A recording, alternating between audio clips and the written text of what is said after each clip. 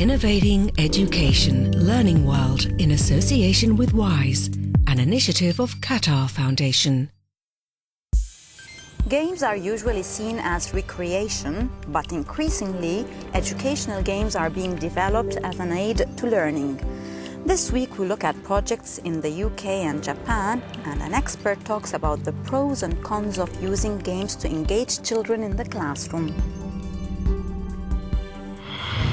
Computers and information technology are now part of daily life for many young people, and some teachers are looking at ways of incorporating these new tools into their teaching.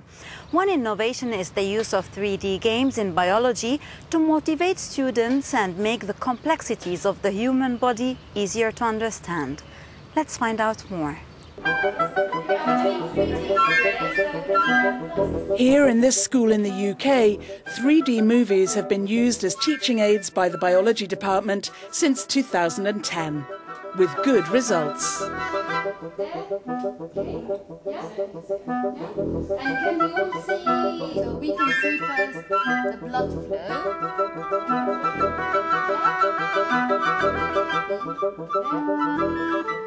When I started teaching science, we just had a blackboard really, and we'd have these models as well. So you could stand at the front of the class with a model and you try to get everybody to see it, and perhaps you'd pass it round, and then people at the back were getting irritated because they didn't have it.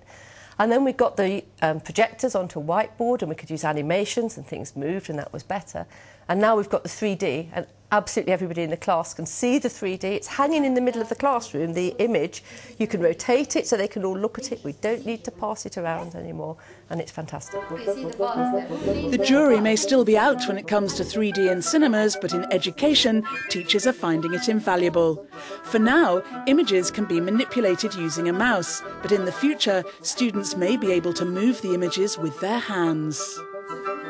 I'd say it's quite like going to the cinema with the 3D effects, and like seeing a 3D film is much more interesting than a 2D film, so seeing 3D biology is more interesting than 2D biology.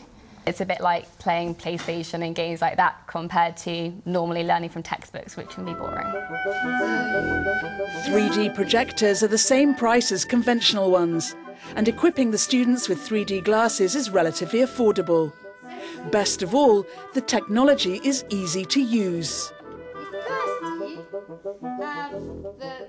Many times I would put a technology into the classroom and we would need to include expensive training, or we would encounter difficulty that the teacher perhaps found it hard to use. This technology has been very easy to implement and a great success. And obviously the glasses are really stylish. To find out more on the pros and cons of game-based learning, we're joined by Professor Paul Pivec, an Austrian expert on the subject. He also explains how teachers and parents can help children get the best results from playing these games. Let's hear more from him now. Professor Paul Pivec researches and teaches at the Johanneum University in Graz. He's an enthusiastic advocate of game-based learning. Well, students today, they can learn in a virtual environment, and that helps them with what we call experiential learning. So they can practice things, they can do simulations, and they can actually have fun, especially if it's like a game-based learning. If they're playing a game that's designed specifically for learning, they can enjoy the learning. No matter what virtual world you go into. This doesn't mean that teachers are out of a job, however. Quite the reverse, in fact. The disadvantage is perhaps that a lot of the times as a teacher or a lecturer, or even a parent will give them the technology and say, here, go and learn. And that doesn't work. That's just like what we call a content dump. We're just saying it's the same as giving them a book, and they'll get sidetracked. They'll go onto Facebook and then they'll start socialising. So you've got to keep them focused. You still have to have the teacher or parent involvement to guide them and to talk about what they've learned afterwards. The debriefing, that's where a lot of the learning takes place. So the disadvantage often comes when we just leave them alone and say, here's the technology, go and do it. We need to get that balance. We need to guide them through the technology. We need to guide them with the content that they're learning. Educational games are an addition to a teacher's repertoire, not a replacement for other methods.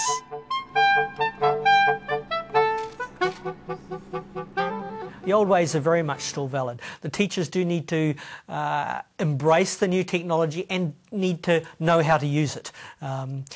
We don't want the pupils knowing more about the technology than the teachers.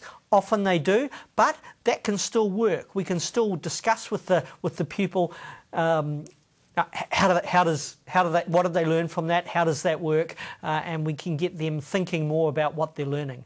And the more you think about what you're learning, the more it accelerates the learning process. The trick is to combine old and new teaching methods to engage young people and help them learn. In Japan, teachers have developed a traditional card game called karuta into a tool to help teach literature and language. And we meet some young Japanese people following the footsteps of their ancestors in a contest to memorize very long poems. It's a way of stimulating their memory and fostering physical abilities. Let's have a look. Karuta is a traditional Japanese memory game in which competitors learn poems off by heart. The idea is to listen to the beginning of a verse and grab the card with the right ending written on it before anyone else. As well as a good memory, you need quick reflexes to win. To enter a Karuta contest, you have to have memorized 100 poems. These members of the Karuta Association at the University of Tokyo study every syllable of all 100 poems that are recited in the contest.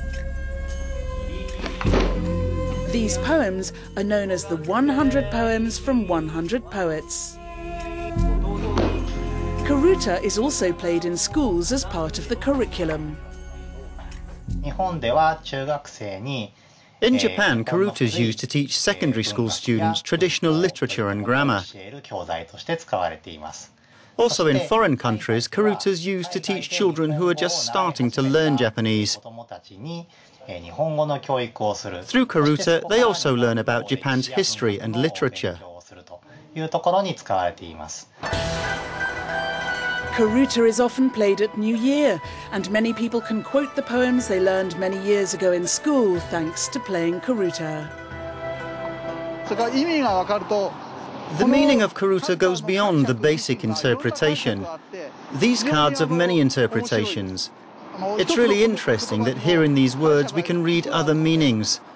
That's why karuta is such a good way to learn about Japanese culture.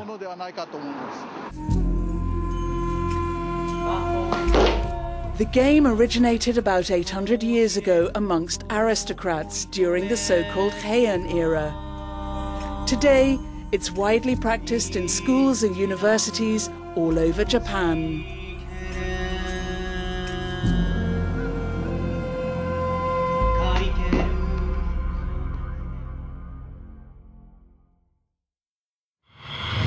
So finally, do give us your feedback on game-based learning. I hope you've enjoyed this week's program. We will be back next week. Goodbye for now. Learning World in association with WISE, an initiative of Qatar Foundation.